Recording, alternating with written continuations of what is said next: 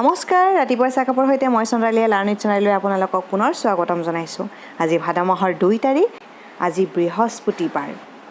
আজিৰ দিনটো ধৰ্মৰ ফালৰ পৰাই হওক বা অন্য দিশৰ ফালৰ পৰাই হওক, ভাৰত তথা অসমৰ বাবে আজিৰ দিনটো হ'ল এক বিশেষ গুৰুত্বপূৰ্ণ আৰু স্মৰণীয় দিন। কিয়নো আজি মহৰম। ইছলাম ধৰ্মীসকলৰ বাবে আজিৰ এই দিনটো হ'ল এক পবিত্ৰ দিন। আজি বিন্নেশ্বৰ ব্ৰহ্মদেৱৰ স্মৃতি দিৱস, ভৱানন্দ ডেকাৰ জন্মদিন, জ্ঞানদাভিৰাম বৰুৱাৰ জন্মদিন, পাৰ্বতী প্ৰসাদ বৰুৱাৰ জন্মদিন আৰু অজিত বৰুৱাৰ জন্মদিন। গতিকে আজিৰ দিনটোৰ বিশেষত্ব অনুষ্ঠানটো হ'বলৈ গৈ আছে কিছু বিশেষ।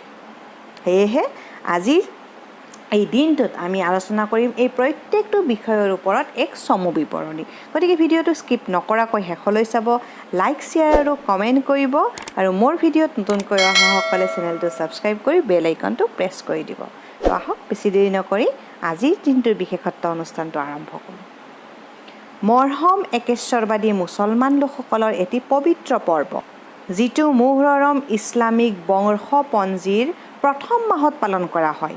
ই যদিও চিয়া মুছলমানসকলৰ পবিত্ৰ পৰ্ব, তথাপিও ইয়াৰ অন্তৰ্নিহিত ভাৱ আৰু অনুভূতিয়ে ইয়াক মুছলমানসকলৰ সৰ্বজনীন পৰ্বত পৰিণত কৰিছে। মহৰম জীৱনদান আৰু আত্মহত্যাৰ এক মহান স্মৃতি পৰ্ব। মুছলমানসকলৰ তীব্ৰ বেদনাৰ স্মৃতি বিজড়িত মহৰম মাহ অতি পবিত্ৰ মাহ। এই মাহতে মহাপুৰুষ হজৰত মহম্মদৰ আৱিৰ্ভাৱ হৈছিল। মুছলমানসকলে বিশ্বাস কৰে যে এই মাহতে সৃষ্টিকৰ্তা ভগৱানে পৃথিৱী সৃষ্টি কৰিছিল। ধৰ্মপ্ৰাণ হুছেইনেও এই মাহতে কাৰৱালা মৰুপ্ৰান্তত অতিশয় কৰোণভাৱে সপৰিয়ালৰে সৈতে মৃত্যুবৰণ কৰিছিল আৰু সেয়ে বছৰটোৰ এই আদি মাহ মহৰম মাহটো মহৰম হিচাপে পালন কৰে। আমাৰ ভাৰতবৰ্ষখন হ'ল এক ধৰ্মনিৰপেক্ষ ৰাষ্ট্ৰ আৰু সেয়েহে প্ৰতিটো ধৰ্মৰ মানুহে ইজনে আনজনৰ উৎসৱসমূহ পালন কৰি আহিছে। এই আজিৰ এই দিনটোও ভাৰতবাসীয়ে বা অসমবাসীয়ে খুব উলহ মালহেৰে পালন কৰিব। ইয়াৰ পিছত আহক আমি পাৰ্বতী প্ৰসাদ বৰুৱাৰ বিষয়ে কিছু কথা জানি লওঁ। তেখেত আছিল অসমৰ সাহিত্য জগতৰ এটি চিৰ জ্যোতিষ্মান নক্ষত্ৰ। তেখেত পৰিচিত আছিল গীতি কবি ৰূপে। পাৰ্বতী প্ৰসাদ আছিল একেধাৰে কবি, গীতিকাৰ আৰু নাট্যকাৰ। অসমীয়া চলচ্চিত্ৰ জগতৰ সৈতেও তেখেতৰ এক গভীৰ সম্পৰ্ক আছিলে। 1940 চনত তেখেতে ৰূপহী চলচ্চিত্ৰ নিৰ্মাণ কৰি উলিয়াইছিল আৰু এয়া আছিল অসমীয়াৰ বাবে এক বিশেষ অৱদান। ৰূপহী আছিল অসমীয়া ছবি জগতৰ চতুৰ্থখন ছবি। তেখেতে অকল ছবি নিৰ্মাণ কৰাই নহয়, তেখেতে অভিনয়ো কৰিছিল। ছাত্ৰ অৱস্থাত থাকোঁতেই তেখেতে থুপিতৰা নাম দি এখন হাতে লিখা আলোচনীও উলিয়াইছিল। জ্যোতিপ্ৰসাদ বৰুৱাদেৱে 1961 চনত গোৱালপাৰাত বহা অসম সাহিত্য সভাৰ সংগীত সন্মিলনৰ সভাপতিৰ পদো অলংকৃত কৰিছিল। আৰু এইজনা ব্যক্তিৰ জন্ম হৈছিল 1904 চনৰ শিৱসাগৰ জিলাৰ আজিৰ এই দিনটোতে। শিৱসাগৰৰ নাট্যমঞ্চত সংগীত পৰিৱেশনৰ সৈতে জড়িত থকা সময়তে তেওঁ নৃত্যনাটিকা লখিমী আৰু গীতিনাটিকা সোণৰ হোলেং ৰচনা কৰিছিল। অসমীয়া সংগীত সাহিত্যৰ নৱজাগৰণৰ সময়ত পাৰ্বতী প্ৰসাদদেৱে গুণগুণনি, লুইটি, শুকুলা ডাৱৰ ঐ কহুৱা ফুল আদি গীতৰ পুথি ৰচনা কৰিছিল।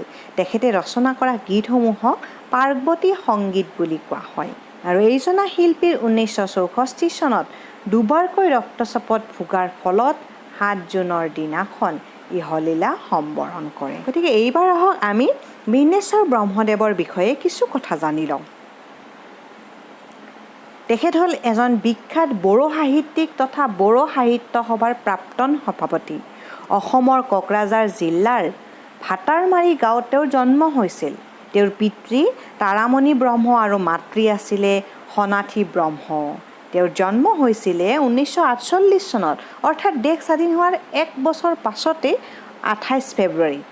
আৰু তেখেতৰ মৃত্যু হয় 2000 চনৰ 19 আগষ্ট তাৰিখে।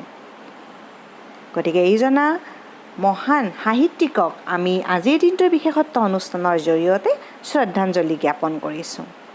এইবাৰ আহক আমি ভৱানন্দ দেৱৰ বিষয়ে কিছু কথা জানি লওঁ। ভৱানন্দ ডেকাদেৱ আছিল এজন অসমীয়া লিখক, শিক্ষাবিদ আৰু অৰ্থনীতিবিদ। তেখেতে 114খন অৰ্থনীতি, ৰাজনীতি বিজ্ঞান আৰু সাহিত্য সম্পৰ্কীয় বিভিন্ন গ্ৰন্থ, পাঠ্যপুথি ৰচনা আৰু প্ৰকাশ কৰিছিল। তেখেতৰ জন্ম হৈছিল 1929 চনৰ আজিৰ এই দিনটোতে।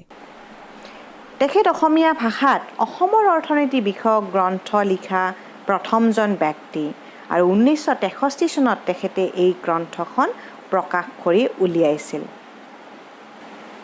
ভৱানন্দ ডেকাই অসম চৰকাৰৰ দ্বাৰা 2004 চনত সাহিত্য পেঞ্চন আৰু সাহিত্যিক পুঁজি লাভ কৰিছিল আৰু এইজনা ব্যক্তিৰ মৃত্যু হৈছিল 2006 চনৰ 4 ডিচেম্বৰ তাৰিখে। আহক আমি জ্ঞানদাভিৰাম বৰুৱাৰ বিষয়ে কিছু কথা জানি লওঁ।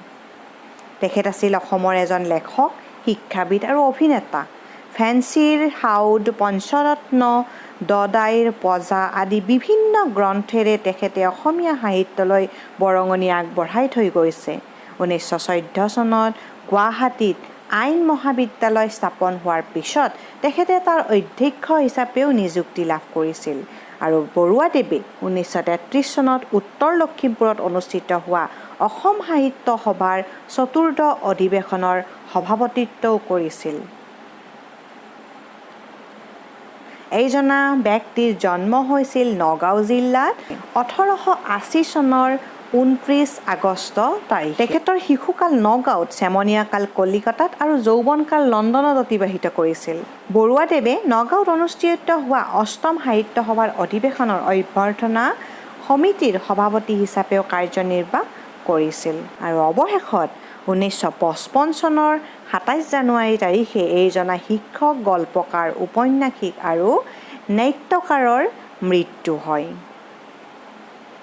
তো এইবাৰ আহক আজিৰ দিনটো বিশেষ কৰি তোলা অন্য এটা কাৰণ হ'ল অজিত বৰুৱা। এখেত আছিল এজন অসমীয়া সাহিত্যিক, প্ৰশাসনিক বিষয়া আৰু স্বাধীনতা সংগ্ৰামী। প্ৰধানকৈ সাহিত্যিক হিচাপেই তেওঁ জনাজাত আছিল যদিও কবি, গীতিকাৰ, ঔপন্যাসিক, সমালোচক, অনুবাদক, ৰম্য ৰচনাকাৰ আদি হিচাপেও তেখেতৰ অসমীয়া সাহিত্যত বৰঙণি বহুখিনি আছে। তেখেতক জেংৰাই কবি অভিধাৰে জনা হয়। বুলি জনা হয়। সামগ্ৰিকভাৱে অজিত বৰুৱাই আধুনিক অসমীয়া সাহিত্যৰ প্ৰথমগৰাকী যথাৰ্থ আধুনিকতাবাদী কবি হিচাপেও অভিহিত কৰা হয়। কবি কুশল দত্তৰ মতে অধ্যয়নৰ ব্যাপী আৰু বোধৰ সামুদায়িক দৃষ্টি, জগত আৰু জীৱনক বুজি উঠা আৰু তাক অতি ওখ খাপত শিল্পৰূপে স্থাপত্য সিদ্ধ কৰি তোলাৰ সাধনাই অজিত বৰুৱাৰ সৃষ্টিক একক আৰু অনন্য ৰূপে অসমীয়া তথা ভাৰতীয় সাহিত্যত সুদৃঢ়ভাৱে প্ৰতিষ্ঠা কৰিছে।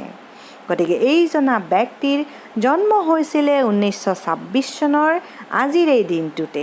সেয়েহে আজিৰ দিনটো সঁচাকৈ এক বিশেষ দিন আমি অসমীয়াৰ বাবে। আৰু অৱশেষত এইজনা শিল্পীয়ে 2015 চনৰ 3 এপ্ৰিলৰ দিনাখন ইহলীলা ত্যাগ কৰে। গতিকে আজিৰ দিনটো বিশেষ কৰি তোলা আটাইকেইটা কাৰণেই আমি আলোচনা কৰিলোঁ।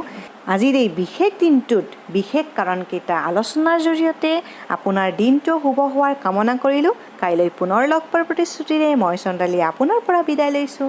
ধন্যবাদ। Have a nice day. Thanks for ৱাচিং।